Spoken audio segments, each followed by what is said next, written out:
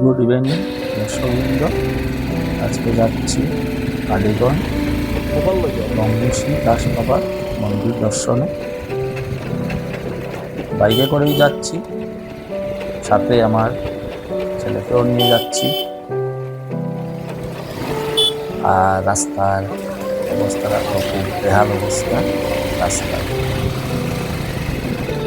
শুধু যে আমাদের করিমগঞ্জের রাস্তাটাও যে খারাপ তা নয়, এখন দেখা যাচ্ছে কালীগঞ্জে যাওয়ার যে রাস্তা, ওই রাস্তাটাও অত বেশি ভালো নয়।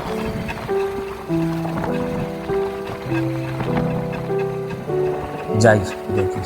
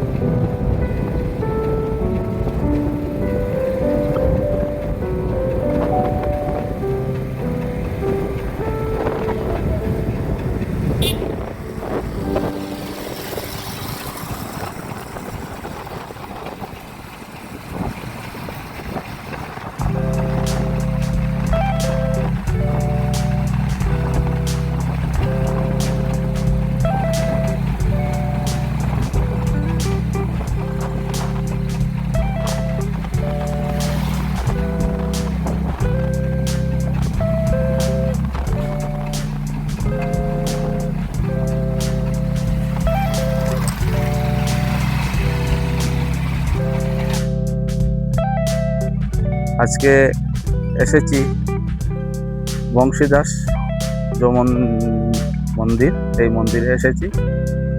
আর এই মন্দিরটা তোমাদেরকে দেখাবো। আর মন্দিরের আশেপাশে যে দৃশ্যটা, এইটাও তোমাদেরকে দেখাচ্ছি। এই দেখো কি সুন্দর। এই মন্দিরের সামনেই পাখি আছে। আর এখানটায় অনেকটাই গাভী আছে। আর কি সুন্দর দৃশ্যটা। আর সামনেই আছে একটা, কি বলবো, এইটা সামনেই একটা,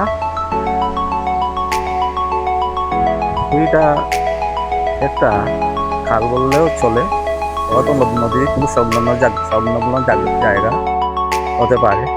আর এই হচ্ছে মন্দির, খুব সুন্দর মন্দিরটা। এই যে মন্দিরটা,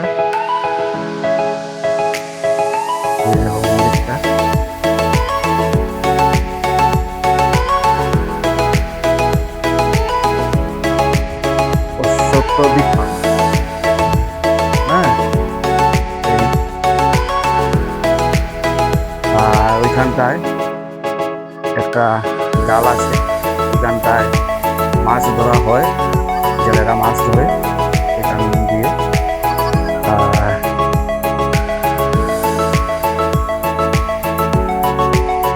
এই যে মন্দিরটা,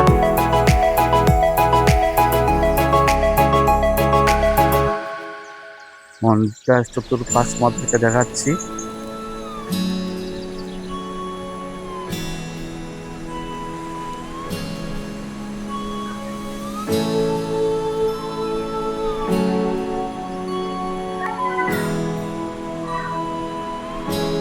আর এটা হচ্ছে ভিতরের দৃশ্য মন্দিরের।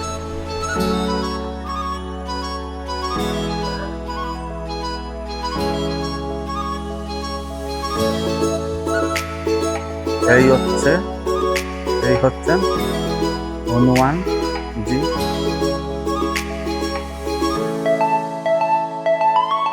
এই হচ্ছে হনুমান জির মূর্তি। এইটা হচ্ছে হনুমানজির মূর্তি। উনি সেই হনুমান, যে হনুমান লক্ষ্মণকে বাঁচানোর জন্য উনি গন্ধমার্দন পর্বতটাকে হাতের উপরে করে নিয়ে এসেছিলেন। এই বিশল্যকরণী পাতা কিনতে না পেরে পুরো পর্বতটাকেই উনি নিয়ে এসেছিলেন।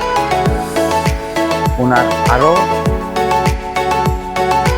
জীবনীর বলা শেষ নেই, ওনার আরও অনেক কিছু আছে। উনি একবার ওনার বুক চিরে উনি রাম আর সীতাকে দেখিয়েছিলেন। উনি সেই ওনার প্রতি আমাদের কোটি কোটি প্রণাম। আজকে এতটুকুই, কাল আবার দেখা হবে।